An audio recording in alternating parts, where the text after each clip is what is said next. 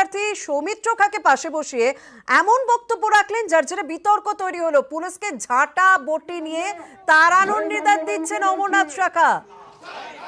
ইন্দাস থানায় বিজেপির বিক্ষোভ, সেই বিক্ষোভে সৌমিত্র খাঁ তিনিও উপস্থিত ছিলেন। তার পাশে বিজেপি বিধায়ক অমরনাথ শাখার পুলিশকে ঝাঁটা বটি নিয়ে তাড়ানোর নির্দেশ। নন্দবাবু আছেন এখানে, সেই নন্দবাবুকে বলছি, আপনি কারো বাড়ি যাবেন, আমরা আমাদের কর্মীদেরকে বলে দিচ্ছি যদি কোনো ওয়ারেন্ট নিয়ে যায় তবে ঢুকতে দিবেন, নাহলে ঝাঁটা বুটি নিয়ে তেড়ে দাঁড়াবেন সব পুলিশ।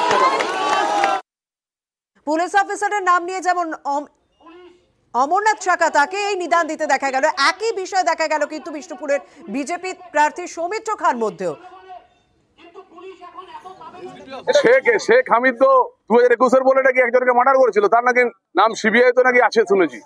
তিনি ব্লক প্রেসিডেন্ট ছিলেন, তিনি সব জায়গায় তো আবার হুমকি দিচ্ছেন। তো সেই জন্যই কোথাও শেখ শাহজাহান আছে, কোথাও শেখ হামিদ আছে। পুলিশের সামনে পুলিশকে চোর বলে কথা, তো চোরকে চোর বলবো না, কি সাধু বলবো? যদিও এই বিষয়টিকে গুরুত্ব দিতেই না রাজ্য তৃণমূল কংগ্রেস।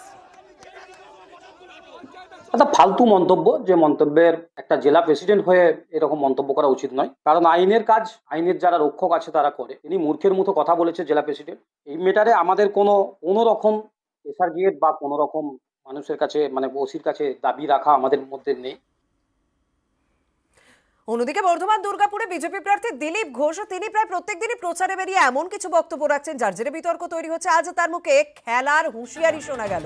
ভোটারকে আশ্বস্ত করতে গিয়েছিলেন, কিন্তু ভোটারকে আশ্বস্ত করতে গিয়ে চড়া সুর শোনা গেল দিলীপ ঘোষের গলায়।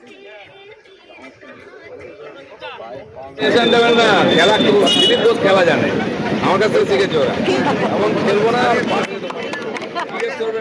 লোককে। আর ওখানে যত গুন্ডা ছিল ভোট দেওয়ান বেরিয়ে বাড়ি থেকে। গতকালই দিলীপ ঘোষ যখন মর্নিং ওয়াকে বেরিয়েছিলেন তখন তার হাতে ছড়ি দেখা গিয়েছিল। আজ প্রচারের সময় এই ছড়ি প্রসঙ্গ উঠে আসে। তিনি বলেন উৎপাত ঠান্ডা করতে ছড়ি রয়েছে।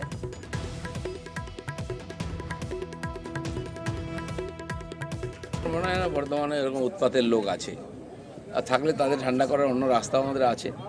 তো সকালবেলা আমাকে একজন হাতে স্টিক দিল, আমি ঘুরছিলাম, সেটা আমার গাড়িতে আছে, দরকার হলে বার করবো।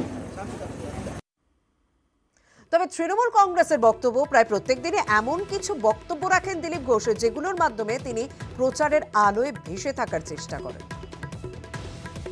এই ধরনের কথা বলাটাই তার বৈশিষ্ট্য, তার সংস্কৃতি, তার কৃষ্টি। তিনি অন্যভাবে রাজনৈতিক প্রাসঙ্গিকতা হারাচ্ছেন। এই ধরনের কথা বলে রাজনীতিতে ভেসে থাকতে চান। যত এই ধরনের কথা বলবেন বিজেপির ভোট বাক্সে ভোট তত কমবে, তৃণমূলের ভোট বাক্সে ভোট তত বাড়বে। এই ধরনের কথা বাংলার জনতা জনার্দন কখনোই সমর্থন করে না। সিউড়িতে তৃণমূল কর্মীর একেবারে আজব শর্ত। কি শর্ত?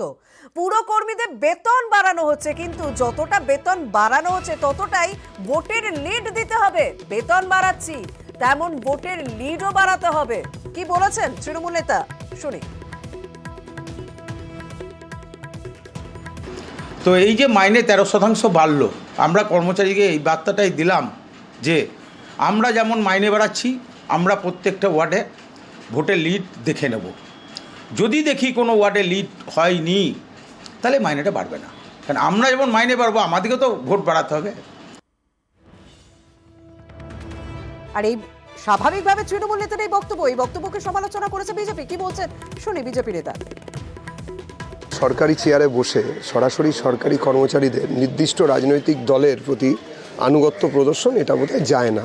আশিসবাবু যেটা বলছেন সেটা ওনার দল থেকে বলা হচ্ছে, এই কথাটাকেই প্রমোট করা হচ্ছে। আশিসবাবু এখানে বসে ওনার চেয়ারে বসে এই কথাই বলছেন। যেটা লিড হয়েছে বা লিড হবে না, লেবার থেকে যে বার্তা দিয়েছে, আমি একটা বার্তা দিয়েছি, ভালো করে কাজ করছি, যেরকম মাইনে বৃদ্ধি যেরকম করছি, কাজ আমরা বুঝে নেব। এসব ভোটের সম্পর্ক নাই। ভোট তো ইউনিয়ন লিডার সে বলতেই পারে, সেই যখন সুবিধা অসুবিধা দেখে ইউনিয়নের লেবারদের, ইউনিয়নের হিসাবে বলতেই পারে।